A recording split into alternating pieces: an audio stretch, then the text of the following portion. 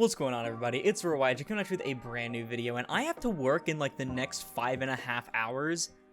But we have new Watt support coming out in Age of Overlord, which is definitely something I did not expect to see. Like, out of all the decks you would have asked me to round up for like a list of things to get upcoming support, Watt wouldn't even crack the top like 100, so it's kind of interesting that we're getting Watt support of all things, but I don't want to waste any more time here. I think Watt's pretty cool. I'm hoping we can see more involving the direct attack mechanic, because that is like the main mechanic of the entire strategy, and so hopefully we can get more like ways to get bodies on board for OTKing and stuff like that. I always thought Watt was pretty cool, so I'm not going to waste any more time. Let's go ahead and get right into this.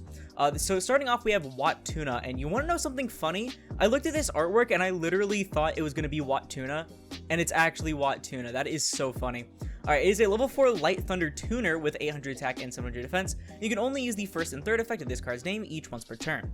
If your monster inflicts battle damage to your opponent, at the end of the damage step, you can special summon this card from your hand. This card can attack directly, and when this card inflicts battle damage to your opponent by direct attack, you contribute it in one or more non-tuners from your hand and or face-up field, and if you do, special summon a Watt Synchro from your extra deck whose level equals the attributed monster's total levels. This seems really cool, actually. So it's got swarming that actually involves the mechanic of the archetype rather than just being, oh, if you control a Watt, special from your hand. And most of your Watts, if not almost every single Watt, can attack directly, so it's not like you're going to really matter too much about inflicting battle damage. And then you get to poke your opponent for 800 off of this, and then you get to go into one of your synchros, and even ignoring the new one, because there's like a Watt Tauros or something. I saw the name get leaked on like one of the Twitter posts.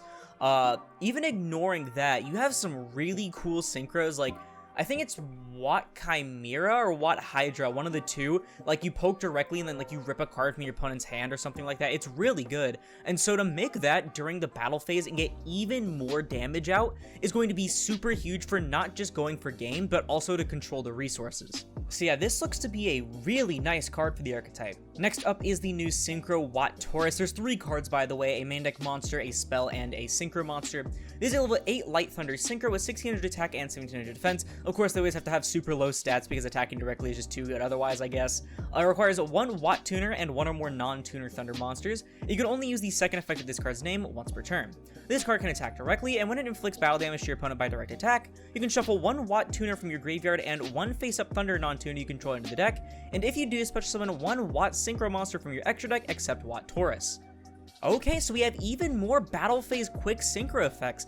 I think this is really cool, not gonna lie. Like, unfortunately, Watt Tauros isn't, it's too high of a level, I should say, to actually go into something even bigger. It'd be really cool if they had like a level 10 or something Watt, and you could use the Tauros after poking directly with it to go into that new one.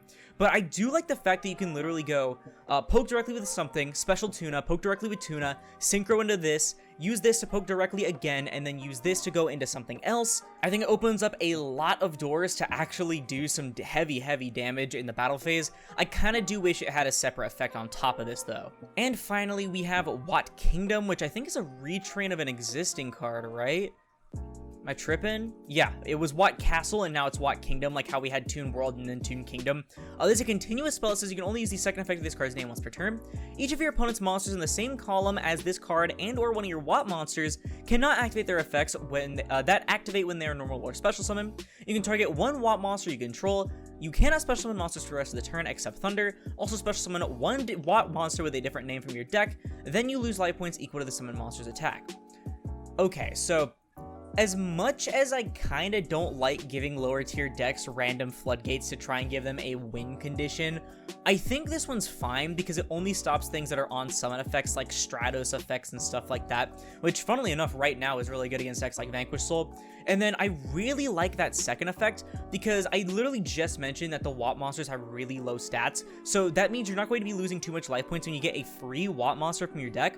Not to mention that there are Watt monsters with decent stats that can attack directly and also give you really good effects. Like Watt Cobra, it has 1000 attack, can swing directly, and adds a Watt monster from your deck to your hand, meaning that you can grab the Watt Tuna, and then I'm pretty sure to do the timing, you can go Cobra, add Tuna, and then Tuna will special itself, and then I think that's what you're supposed to do, actually, yeah. Cobra, add Tuna, because Cobra's level 4, and then Tuna's level 4, and then special the Tuna, swing with the Tuna, affect a Tuna, synchro into Taurus, swing with the Taurus, and then go into something else if you can. Overall, I think Watt Kingdom is definitely a really, really nice card for the deck, because I'm pretty sure the consistency and the swarming was one of the bigger problems with it, because they can swing directly for a decent amount of damage, yeah, but they need more bodies on board to do that more reliably. But with that out of the way, it looks like that is going to do it for the Watt support coming out of Age of Overlord. Not gonna lie, I am thoroughly impressed. They took an archetype that was like, it's definitely over like a decade old right now, right? And they actually ended up giving it some really solid modern support. Watt Tuna does almost everything that you would want an archetype like this to do. It's a free body, it swings directly for even more damage, quick synchros during the battle phase. Watt Taurus, I'll admit, is a little bit disappointing, specifically because you have to have some other things on board. Yeah, the Watt Tuna in your grave as well, but you have to have another Watt, like, non-tuner or Thunder non-tuner you control to exist, because otherwise, you're not going to have any targets. Like, if you go Cobra, add Tuna, and then Tuna into this, and then you have to have something else. You can't go Taurus and Tuna into something. I kind of wish that this was a bit lower level and that Tuna was a bit lower level to go along with it. But I mean, what can you do, I guess? And then I do kind of wish that it had a third effect on top of these, because Tuna had 3 effects. I mean, like, why not give this an effect too? And then finally, I think Watt Kingdom is a really, really nice card for the deck. Like, a lot of decks would kill to have a card like this.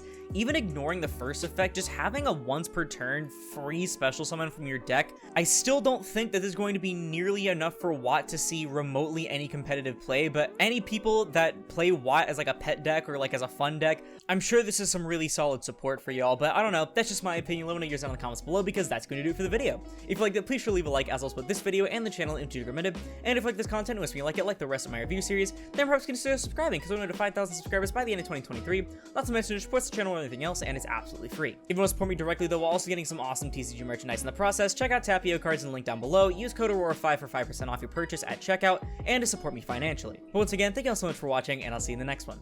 This is Aurora, signing off.